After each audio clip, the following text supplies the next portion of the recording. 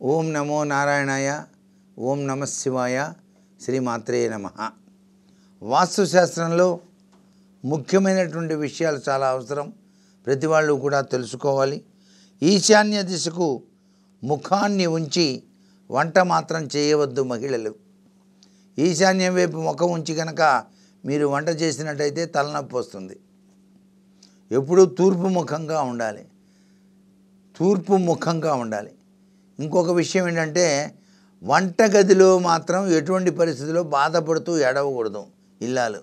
అలా ఏడ్చిందంటే మాత్రం అరిష్టాలు వస్తాయి ఆ ఇంట్లో. బీ కేర్ఫుల్, ఈ విషయాన్ని గుర్తుపెట్టుకోండి.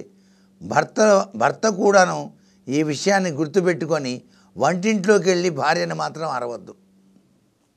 ఏదైనా చెప్పదలుచుకుంటే నీతో మాట్లాడాలి ఇట్లా అని పక్కకు పిలిచి, డార్లింగ్ ఇది విషయం అని చెప్పేసి మాట్లాడితే మంచిది. పొద్దుకులు చిటపట్లాడుతూ భర్త ప్రవర్తించకూడదండి. చాలా నైస్గా మాట్లాడాలి భార్యతో.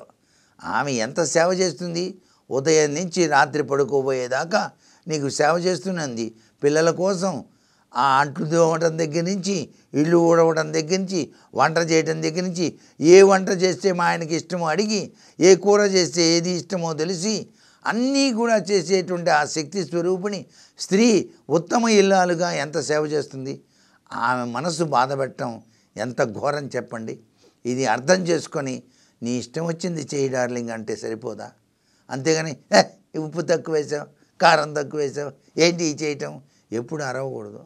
భార్యని ఎంత బాగా చూసుకుంటే లక్ష్మీదేవి అంత గొప్పగా మనని అనుగ్రహిస్తుంది, ఆరోగ్యాన్ని కూడా ప్రసాదిస్తుంది. అందుకనే గృహలక్ష్మి అన్నారు ఇంటి ఇల్లాల్ని. గృహమే కదా స్వర్గసీమ. గృహలక్ష్మిని ఎవరైతే సుఖపెడతారో ఆ ఇంట లక్ష్మీదేవి స్థిరంగా ఉంటుంది అనే విషయాన్ని మాత్రం ఇక్కడ బాగా గుర్తుపెట్టుకోవాలి. మీ యొక్క భవనం దక్షిణ భాగం ఉత్తరం కంటే ఎత్తుగా ఉండాలి. దక్షిణం వైపు ఎత్తు తక్కువ ఉండి ఉత్తరం ఎత్తు ఎక్కువగా ఉంటే అరిష్టం వస్తుంది. కాబట్టి వాస్తులో ఇది చాలా ముఖ్యమైనటువంటి విషయంగా గ్రహించండి. అలాగే పూజా స్థలాన్ని స్వచ్ఛంగాను శుభ్రంగాను ఎప్పుడూ కూడా ఉండాలి. ఈశాన్య కోణంలో తప్పనిసరిగా బరువులు పెట్టకూడదు. మీ ఇంట్లో ఈశాన్య కోణాల్లో బరువులు పెట్టవాకండి. సోఫా సెట్లు ఉన్నాయనుకోండి, అందరూ కావాలని ఈశాన్యం వైపే జరిపి కూర్చోకూడదు.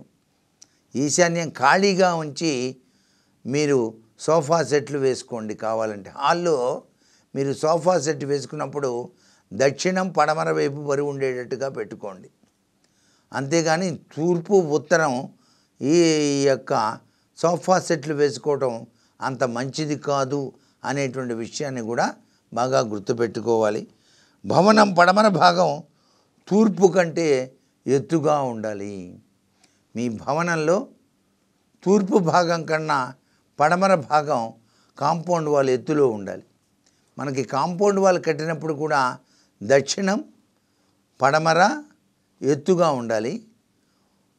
తూర్పు ఉత్తరం అన్నిటికన్నా ఉత్తరం తక్కువగా ఉండాలండి, 1 ఇంచ్ అయినా సరే. అలా ఉంటే బాగా ఐశ్వర్యం కల ఇల్లుగా చెబుతాం. ఏ ఇల్లు కట్టినా కూడా ప్రదక్షిణ పదం ఉండాలి. అంటే ఇంటి చుట్టూతా ప్రదక్షిణం చేసే విధంగా ఉండాలండి. అంతేగాని అసలు ఏ సందు లేకుండా చేయకూడదు. ఇల్లు కట్టేటప్పుడు ఇది బాగా గుర్తుపెట్టుకోండి. ప్రదక్షిణ పద కనుక ఉన్నట్లయితే ఎటువంటి దోషాలు ఉండవు. అలాగే ఇంటి పైభాగాన, అన్నిటికన్నా పైభాగాన వినాయక విగ్రహం ఎండకి ఎండుతూ వానకి తడుస్తూ కుడివైపు తొండ ఉన్న వినాయకుడిని ఈశాన్యం చూస్తూ పెట్టండి. చుట్టుపక్కల ఉన్నటువంటి పరిసరాల వాస్తుదోష ప్రభావం అంతా కూడా పటాపంచలైపోతుంది. మీ జోలికి పరిసరాల వాస్తు యొక్క ప్రభావం పనిచేయదుగాక అని చెప్పేసి కూడా చెప్పవచ్చు అన్నమాట. తినుబండారాలు ధాన్యాలు ఉంచడానికి దక్షిణము లేక పడమర గోడ ఆనుకొని మనం అలమారాలు లేక చిన్న గది కట్టుకోవచ్చన్నమాట. గదుల విషయంలో కూడాను చాలా జాగ్రత్త వహించి ఇంటి నిర్మాణం చేసుకోవాలి. మొక్కలు పెంపకంలో కూడాను తూర్పు ఈశాన్యం ఉత్తరం వైపు పెద్దగా మొక్కలు పెంచకూడదు. ఎక్కువగా మొక్కలు పెంచదలుచుకుంటే పడమర వైపు దక్షిణం వైపే ఎక్కువగా మొక్కలు వేయండి. కుండీలు కూడా అమర్చేటువంటి విధి విధానం అమర్చుకోవచ్చు. పూజ గదిలో విష్ణువు, శివుడు, సూర్యుడు, కార్తికేయుడు వీరి యొక్క విగ్రహాలని పెట్టినప్పుడు తూర్పు ముఖం లేదా పశ్చిమ ముఖంగానే ఉండాలి. ఆ విగ్రహాలు పెట్టినప్పుడు మనం పడమర వైపు చూస్తున్నట్టుగా విగ్రహాలని అమర్చుకోండి, చిన్న చిన్నవి అట్లా అమర్చుకొని పూజ చేస్తే చాలా మంచిది. వంటింట్లో ఉండేటువంటి నీరు పోవటానికి మార్గాలను ఉత్తరం లేక తూర్పు వైపుగా ఏర్పాటు చేసుకోవాలి. ఈ విషయాలు వాస్తురీత్యా గ్రహించండి. అందరూ కూడాను సుఖప్రదమైన జీవితాన్ని సాగించండి. సర్వే జనా సుఖినో